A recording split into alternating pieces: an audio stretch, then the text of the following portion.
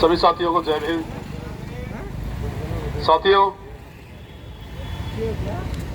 पिछले 10-11 दिन से जो सोशल मीडिया के माध्यम से आप लोगों को सब पता है कि गांव खापड़ के क्या हालात हैं और वहां पे घटना क्या घटी थी।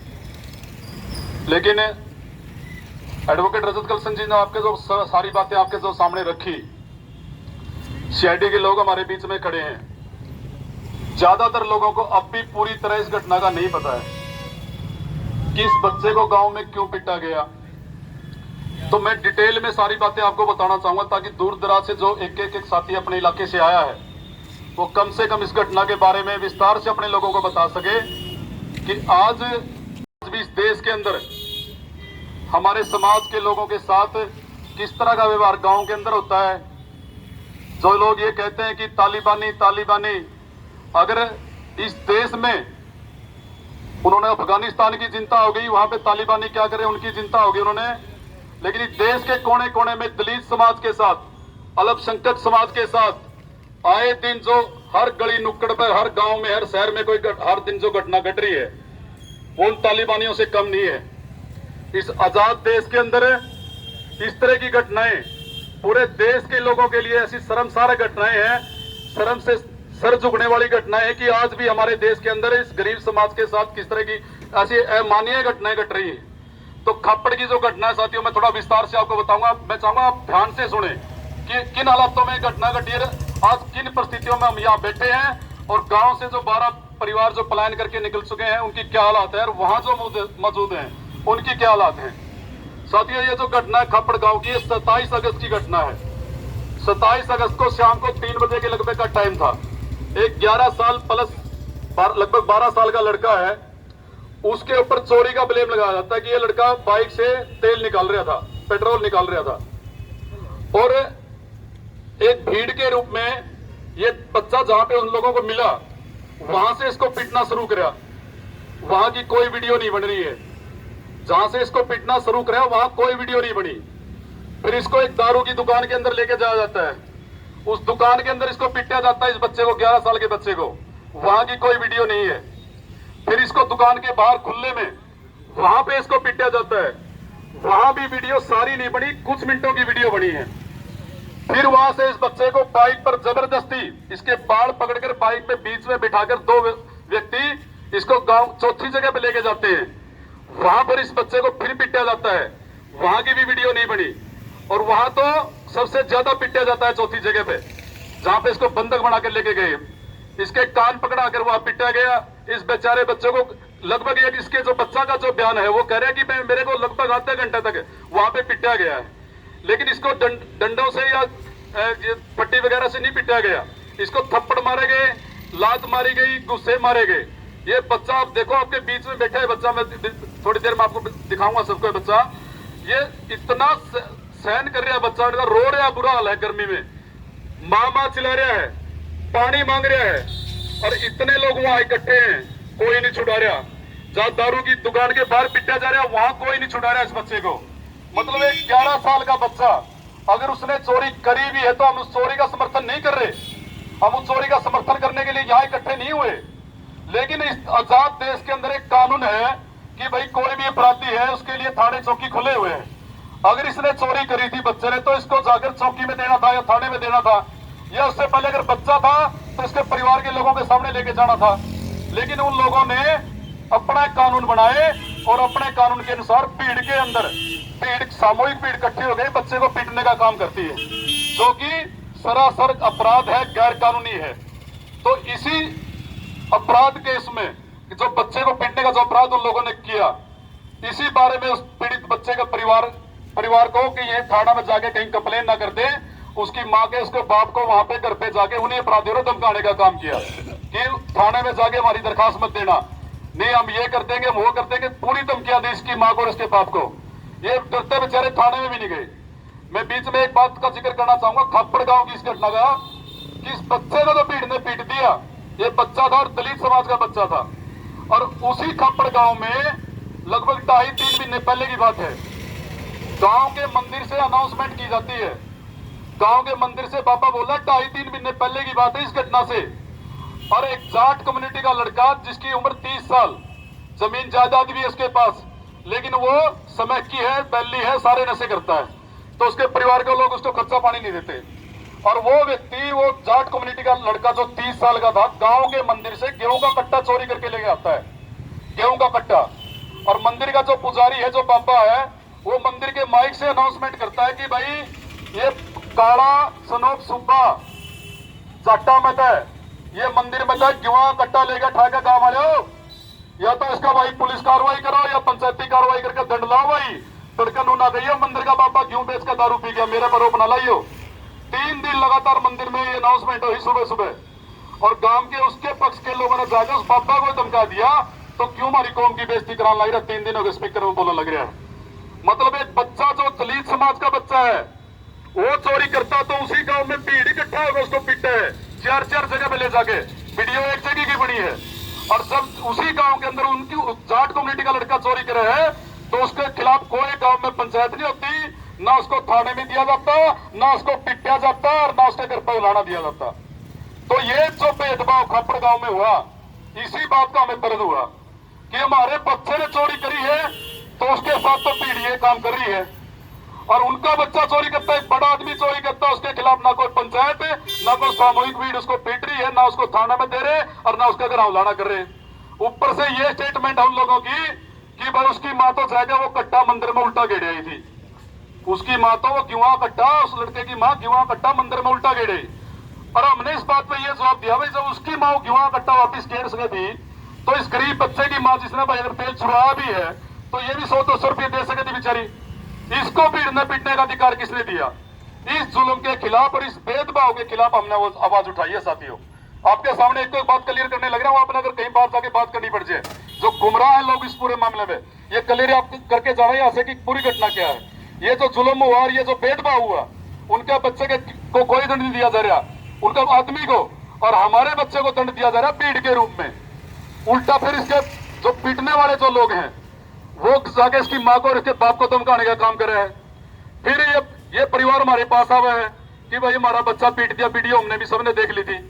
तो वीडियो देखने के बाद गांव के जो हालात हुए हैं, आप सभी गांव से ताल्लुक रखो और सबने पता कि गांव के अंदर हालात कैसे होते हैं। तो वीडियो देखने के बाद हमारे लोगों की जो पहली जो 4-5 लोग जो आज पूरे निशाने पे गांव के अंदर मेरे पास मेरे साथी बैठे हैं, हम चारों साथी हम वहां जगह पे खड़े थे, और इसकी माँ इसकी माँ ने हमारे ये फरियाद करी कि भाई इस मामले में मेरी सहायता करो। हम सोशल एक्टिविस्ट के तौर पर हरियाणा प्रदेश में काम करा, और हमारे ही गांव में, हमारे ही मोहल्ले में, हमारे ही समाज के बच्चे के साथ इतनी बड़ी घटना घटी, तो क्या कबूतर की तलाश में चले हम? भाई ये तो नहीं बनता हमारा। जब ये हमारी नाक के नीचे घटना घटी है, उसकी तो वीडियो वायरल है, तो उसमें भी हमारा फर्ज बना था कि भाई बच्चे को न्याय दिलाने के लिए काम करना हमने। तो इसकी माँ की फरियाद के बाद हमने पहले जो हमारा जो पहला जो मोटिव बनना चाहिए था, हमने इनके परिवार, जो इनका बहुत बड़ा परिवार है गाँव में, मोहल्ला इनका भी, लेकिन ये कट ऑफ है उस परिवार, ये जो परिवार है सिंगल परिवार है, उस पूरे परिवार ने कट ऑफ कर रखा है इसका। फिर भी हमने अपनी जिम्मेवारी समझी कि पहले इनके परिवार के नॉलेज में मामला डाले। हमने उनके परिवार की नॉलेज में मामला डाला। जो लोग आज गांव में हमारा ही विरोध कर रहे हैं, उनके नॉलेज में हमने पूरा मामला डाला कि भाई ऐसी ऐसी ये घटना घट की, वीडियो आपके सामने है। अब आप लोग, पहले तो आपकी प्राथमिकता ये है, अगर आपने गाँव में जो कहा रहे पंचायती तौर पर निपटा लो, भाई पहले अगर आपकी प्राथमिकता ये है कि आपके गांव के मौजूद लोगों को लेके जिन्होंने आपके बच्चा पिटा है, उनका उलाना लेके जाओ, भाई आपने हमारा बच्चा पिटा क्यों, आपकी पहली प्राथमिकता ये बनाए।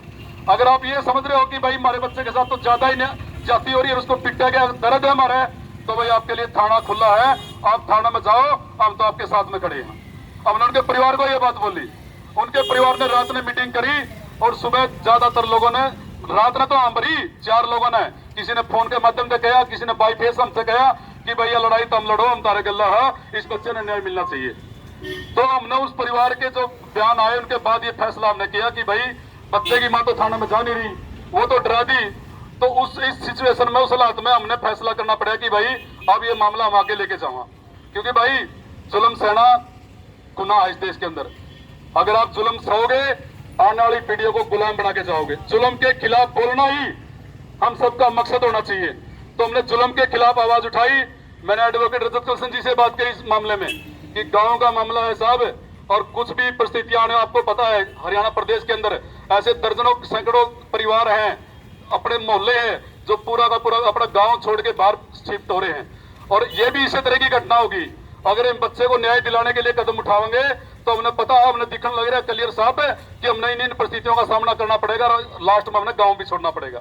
और वही हुआ साथियों, ये बातें हमारी पहले हो चुकी थी कि ऐसा बनेगा, क्योंकि हम जैसे ही मुकदमा दर्ज कराएंगे SC ST एक्ट के अंदर कोई कॉम्प्रोमाइज नहीं होता और ये लोग जानबूझकर अपनी तानाशाही से हमारे ऊपर प्रेशर बढ़ाने की कोशिश करेंगे और लास्ट में ये हालात होंगे, बंदी भी लगेगी, हमारे लोग खोप के साए में गांव भी छोड़ देंगे और हमने भी बाहर आना पड़ेगा, ये लड़ाई हमने लड़नी पड़ेगी।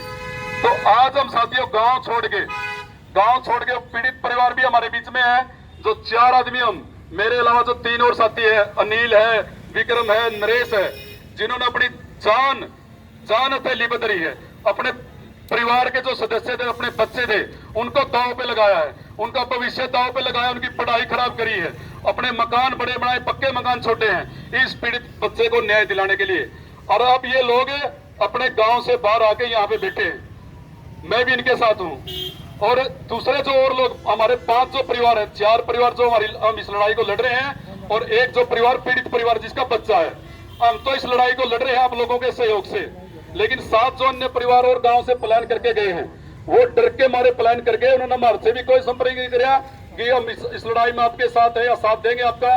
वो तो अपने आप उन डर का जो माहौल गांव के अंदर बना था, वो अपने आप उन डर के माहौल से अपने पशुओं के साथ, अपने बच्चों के साथ वो दूसरी जगह अपने अपनी रिश्तेदारियां प्लान करके साथ हुए। और अब भी गांव में वही माहौल है। तो अब गांव में कल ये बात थी कि वो जो अपर कास्ट के जो लोग हैं, हमारे प्लान करने के बाद अब उन लोगों ने गांव में अपने लोगों पर प्रेशर किस बात का बना रखा है कि भाई आप जो यहाँ रहना अगर आपको, तो कोड़े कागजों में गुट्ठे लगाने पड़ेंगे, कोड़े कागजों में गुट्ठे लगाने पड़ेंगे आपको अगर यहाँ रहना है।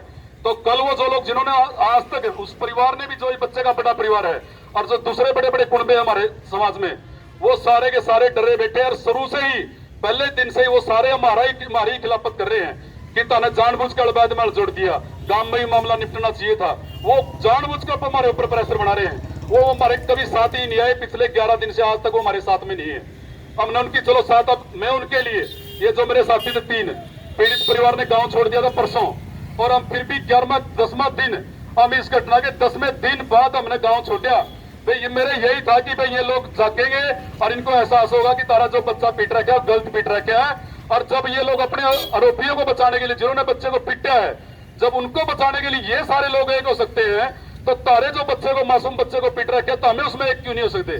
जब इन लोगों ने हमारा साथ नहीं दिया तो कल फिर मजबूरी में हमने भी गांव छोड़ना पड़ गया। वो मजबूरी क्यों बनी? क्योंकि ये लड़ाई हम गांव में बैठ के नहीं लड़ सकते थे। हमने तो इस लड़ाई को लड़ने के लिए बाहर भीतर घूमना पड़े रहे, और पीछे हमारे परिवार वहां रह जाते, वहां पे सुरक्षा की कोई व्यवस्था नहीं थी। उचाना थाना का SHO और वहां का DSP पूरी तरह अपराधियों को कोऑपरेट कर रहे हैं। वीडियो वायरल है, FIR दर्ज है, संगीन धाराओं में FIR दर्ज है। उसके बावजूद भी आज 11 दिन हो गए, सभी आरोपियों की गिरफ्तारी नहीं हो रही। पूरी तरह कोऑपरेट कर रहे हैं। SP साहब का बुलाओ, मैं CID के माध्यम से सूचना पहुंचाना चाहता हूं कि हमारे के ऊपर जब भी रात में ये हालात बने कि अटैक हो सकता है इस बस्ती के ऊपर, हमने CID के, यहाँ की CID के माध्यम से SP साहब को सूचित किया कि गांव के हालात बिगड़ गए, उचाना से फोर्स नहीं आ रही, हमारी जान बचाई जाए। 3 से 4 दिन रात लगातार यहाँ से जीन से पुलिस की गाड़ियां गई हैं। मेरा गांव यहाँ से 25 किलोमीटर दूर है, और वहां उचाना से मुश्किल से गाड़ी लेट आधा घंटे बाद पहुंचती, यहाँ से गाड़ियां पहुंच जाती। तो ये हालात थे, इस सिचुएशन में हम गांव के अंदर रह रहे थे। तो साथियों, ये नहीं है कि हम सोशल एक्टिविस्ट हैं और हम गांव के परिस्थितियों को नहीं समझते और हर मुद्दे को बड़े जोर शोर से उठाते हैं। तो उन्होंने गांव के चौकीदार को हमारे पास पे, हमारे घर पे भेजा। चौकीदार संदेश लेके आया कि दिनेश भाई, आप लोगों ने गांव की पंचायत में बुलाओ है। भाई मैं इस केस में कंप्लेनेंट था, और SC ST एक्ट के अंदर कंप्लेनेंट कभी भी पंचायत में नहीं बैठ सकता, क्योंकि इसके अंदर कोई कॉम्प्रोमाइज नहीं है। फिर भी हमने उन लोगों को, गांव के माहौल को देखते हुए, गांव में जो दूसरे अपने लोग हैं उनकी तरफ देखते हुए, भाई कमजोर लोग हैं, ये आवाज उठाने वाले नहीं है, फिर भी हमने इनकी हक की सोचनी पड़ेगी। हमने उनको निमंत्रण भेजा, जो उन्होंने संदेश भेजा था कि पंचायत में बुलावा है, हमने उस पंचायत का वो संदेशा मना कर दिया कि हम पंचायत में नहीं आवांगे। लेकिन हमारी एक शर्त है, जो ये गांव में जो बवाल आप लोगों ने खड़ा किया है, किसी ने पूरी घटना का नहीं पता कि पूरी घटना क्या है। दूसरा, जो पर्चा दर्ज है, जो मुकदमा दर्ज है, उसमें कौन कौन सी धाराएं लगी है, उन धाराओं में कॉम्प्रोमाइज है कि ना है, ये बातें हम समझाने के लिए, ये तमाम बातें समझाने के लिए हम गांव के 5 बुद्धिजीवी आदमियों से बात कर सकते हैं। उन्होंने हमारे प्रपोजल को स्वीकार किया कि भाई बहुत से बुद्धिजीवी लोग वहां थे।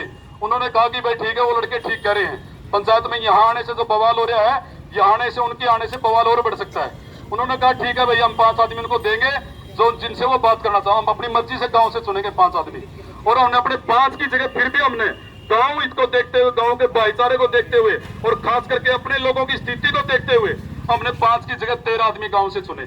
हमने 13 आदमी गांव के चुने कि उनको ये समझा दे कि इस मामले में कॉम्प्रोमाइज नहीं होता, और जिन्होंने कसूर किया है, जिन्होंने बच्चे को पिटा है, उनको सजा दे, उन्होंने दो, जो भी सजा हो। इस मामले में दूसरे लोग टांग ना डालो, ज्यादा बवाल ना करो, कहीं गांव का भाईचारा ना बिगड़ जाए। तो हमने 5 की जगह 13 आदमियों को बुलाया, और 1 तारीख को हमने उन 13 आदमियों के साथ में बैठ के ये तमाम बातें जो मैं आप लोगों के बीच में रख रहा हूँ, ये सारी की सारी बातें मैंने उन लोगों के सामने रखी। उन लोगों ने हमारी बातों का समर्थन किया। वो बुद्धिजीवी लोग थे, पढ़े लिखे थे, पंचायती थे, उन्होंने समर्थन किया हमारी बातों का कि वास्तव में इस बच्चे के साथ बड़ी जाति हुई है।